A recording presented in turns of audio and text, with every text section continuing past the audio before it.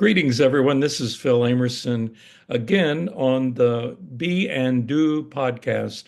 And today I'm recording a special podcast that's related to some of the anxiety that I hear among friends and fears about the future and the great sweeping changes that are occurring in our nation and state. And so this episode is entitled Sickness Unto Death. And let me just jump in and I'll read what will be posted, but also stop and join in some reflections along the way. Sickness Unto Death, May 2025. Hope, when joined with mutual respect, becomes the oxygen supply for the lungs of a healthy democracy. In these troubled times, 19th century Danish philosopher Soren Kierkegaard offers perspective, a challenge, a way beyond the suffocating despair. In his classic book, Sickness Unto Death, this Christian theologian speaks of despair as a sin. Despair is, he suggests, a sin even worse than death. The reader is counseled to find those small pathways ahead, to persist, even when tempted to be captured in the clutches of fear and doubt, even when tempted to be held hostage to despair. While anxiety may be unavoidable, Kierkegaard argues, life calls us to continue forward, step by difficult step, with whatever small light is available. Fear and disrespect are endemic in our nation. There is a tariff on hope. Many national and state officials are intent on destroying our commons, the institutional trust that's been established over the past 2.5 centuries. They act in ways to paralyze, to control, to tie us in contemporary knots of despair. Normality, civility, and decency are submerged into autocratic surges that seem to wash across our society. This deluge is intended to overwhelm, to control, to undermine. Such a flooding of the zone strategy comes ceaselessly at us, and from so many tributaries, threats to funding the governance of our universities, the ending of humanitarian aid to the poorest in our world, closing scientific research necessary for public health, attacks on judges, on the judiciary, even law firms, the deconstruction of a free and independent press, pressures on elected officials that left one senator, U.S. Senator Murkowski from Alaska, saying, quote, "We are all afraid," close quote. And at base, there is an undoing of our personal constitutional rights for ordinary citizens and even more so for anxious refugees. These all coincide with what can be identified as practiced strategies from an autocratic playbook, one that has been tested and proven effective in other nations, especially in recent years. Alongside the national deluge of intolerance, the Indiana legislature ended its recent session passing bills that can only be understood as a war on the poor, a war on health care, a war on public education. Indiana Senate Bill 289 was adopted as a, quote, anti-DEI measure. It was touted as bringing balance to the teaching of history, civics, and social sciences. But a close look instead will reveal that it's designed to censor, to punish, to place a chilling effect over public school districts or university curricula. It is a threat to any who dare depart from the official truth presumed by those now in power. It is an effort to deny the tragic realities of racial, economic, religious, and sexual discrimination in our past and to end any discussion of systemic economic disparities that continue to need to be addressed. Limits to Medicaid and public health resources will have devastating consequences on the poor of our state, delaying or denying needed care. So, a little comment apart from my text. We don't know yet whether the limits will be on Medicaid, only 500,000 who can be served when we already serve 700,000, or the limits will be designed around there must be work done by persons when we know that 75 to 80% of Medicaid recipients already are involved in gainful employment, or whether, well, you'll just get served when your time comes in the queue, meaning that the healthcare you need today, if you're on Medicaid, won't be available until 3, 4, 5 months from now. Anyone that knows much about Medicaid use in the state of Indiana knows that this is going to hurt the poor in our rural counties the most. And the funding of care for people in hospitals and clinics there will be jeopardized, and some of them will close. Oh, and I haven't even begun to mention what this means for persons who are now living in retirement communities and depend on Medicaid to pay for that care. So that's my little riff on Medicaid. Let me go back to the text about our anxieties and Kierkegaard's call for us to live beyond despair. Persons without shelter in Indiana, after this state legislature passed its bill, can now be placed in jail or face a $500 fine for what's called camping on the streets. It's just astonishing, this war on those who have so little, in order to give tax breaks to those who have so much. I think there may be some question here about, for me as someone who studies the scripture, about whether or not this at all fits with the words of Jesus. I'll get back to the text. To add insult to injury, the final draft of the state's budget turned out to be a Trojan horse. In the last minute, without public review, there was the insertion of productivity reviews on university faculty. It also dramatically altered board governance structures for Indiana University, giving the governor power to select all the university board members. The governor responded that, well, the participation is very low. Out of the 800,000 alums, only 1.2% actually voted. Well, we might want to remind the governor that that percentage represented 20,000 people who voted, not just one man who gets to make the decision himself. So apart from all such legislations, what's even crazier are the efforts to upend the truth and distort reality that come astonishingly from the Indiana Lieutenant Governor Micah Beckwith.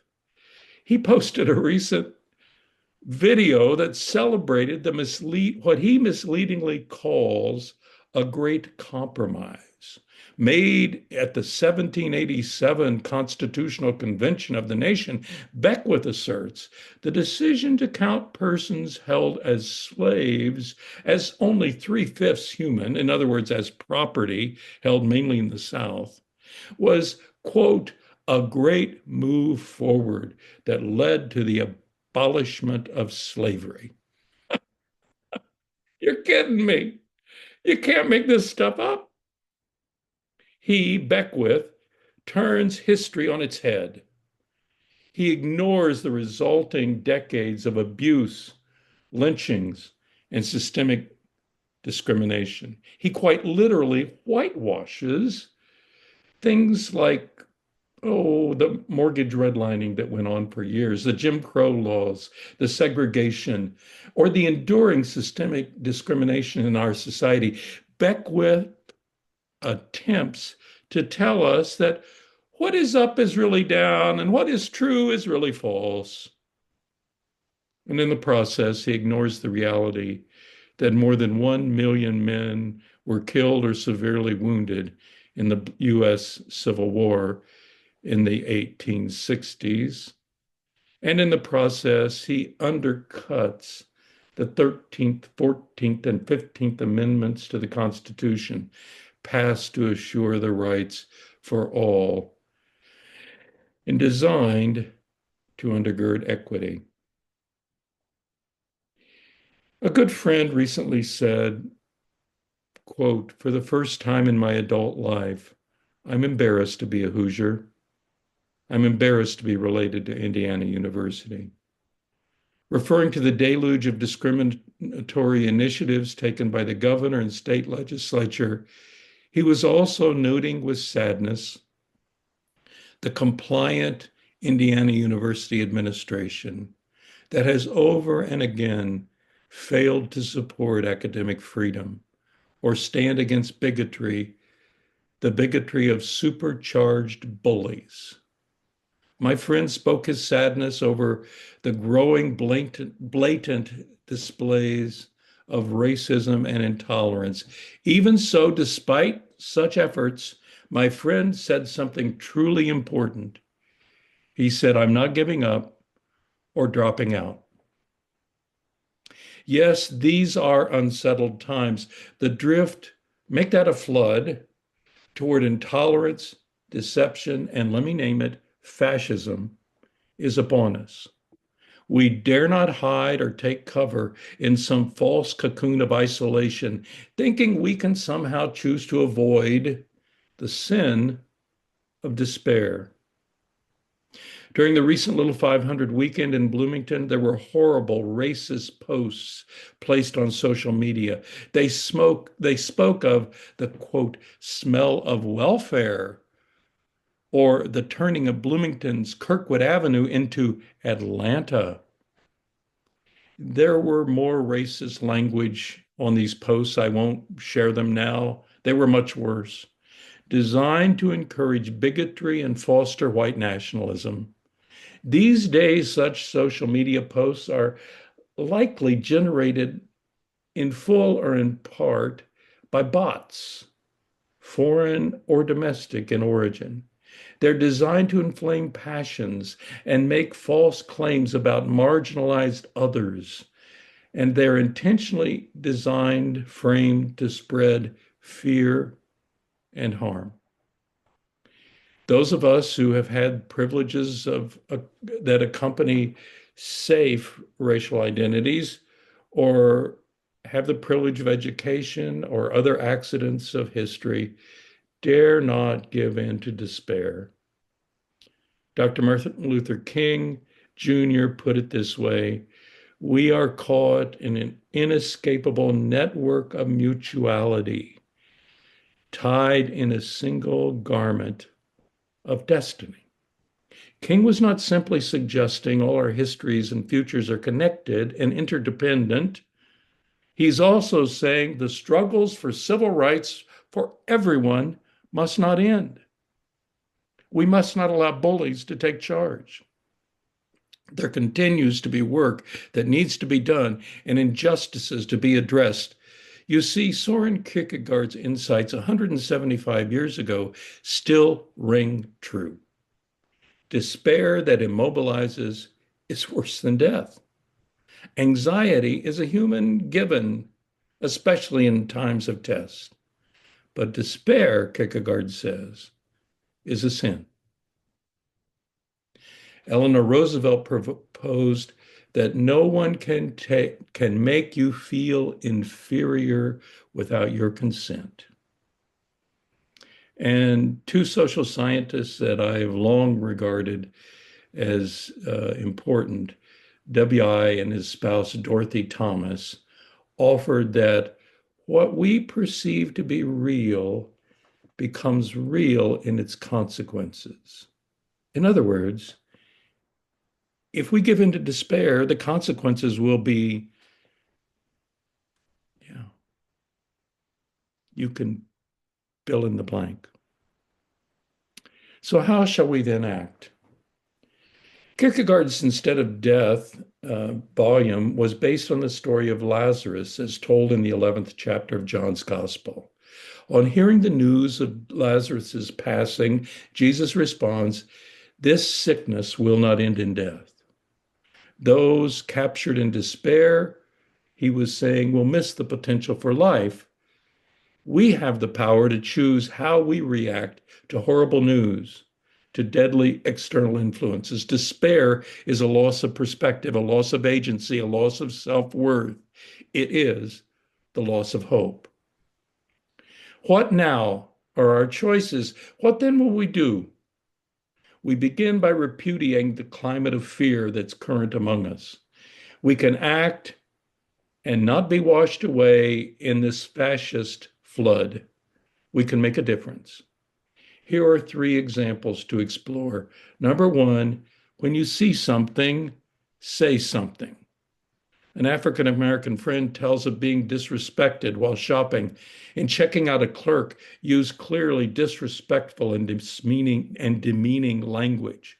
To my friend's surprise, another shopper nearby, overhearing the exchange, gently but firmly in a quiet and clear voice said, "We are all better than this." Later in the parking lot, that person with the surprising voice offered my friend support and encouragement, invited her to her church. We can welcome difference. Maybe it is simply as responding to a frown with a smile, a phone call, a visit that may help another. We can thank others for what they do, ask how you might help, encourage a teacher, a coach, a nurse, a therapist, express appreciation to those who serve as police officers and firefighters, local government officials. We ought to thank, in Bloomington, Mayor Carrie Thompson. She's worked hard to deal with some of these issues and faces what all politicians of integrity face, difficult choices. We need to support public radio and television that are now under attack. So first, when you see something, say something. Second, reach out, make a new friend, and or make a difference somewhere. Loneliness and fear are often the source of distrust and misunderstanding.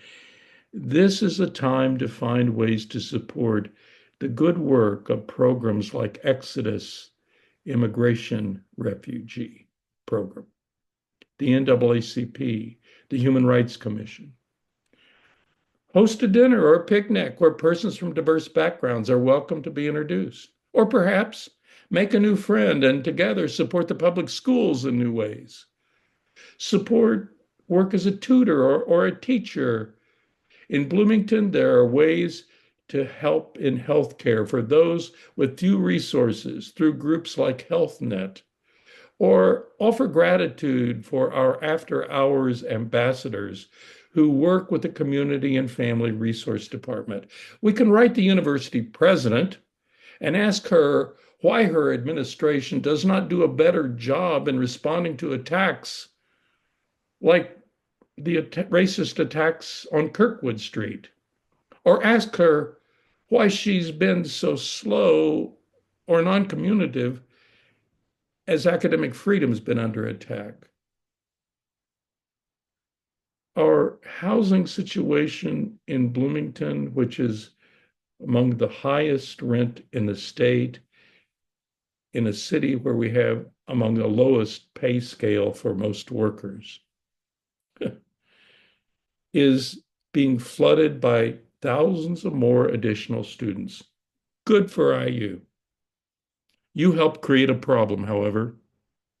We don't have enough housing for low income people.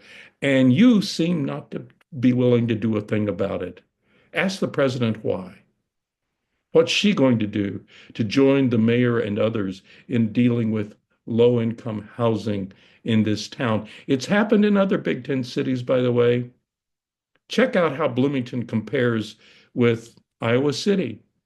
Or, oh, try Ann Arbor or Champaign-Urbana or even Lincoln, Nebraska. We've got a lot of work to do here, and we need leaders in the community like the president to step up. So ask your banker, your pastor, your corporate leader how they might contribute to a more diverse and welcoming racial community. For some of us, like myself, who've been privileged to be in various places where we have the opportunity and occasion, we need to be courageous in asking for broad representation from marginalized groups on boards and welcome them as candidates for leadership positions.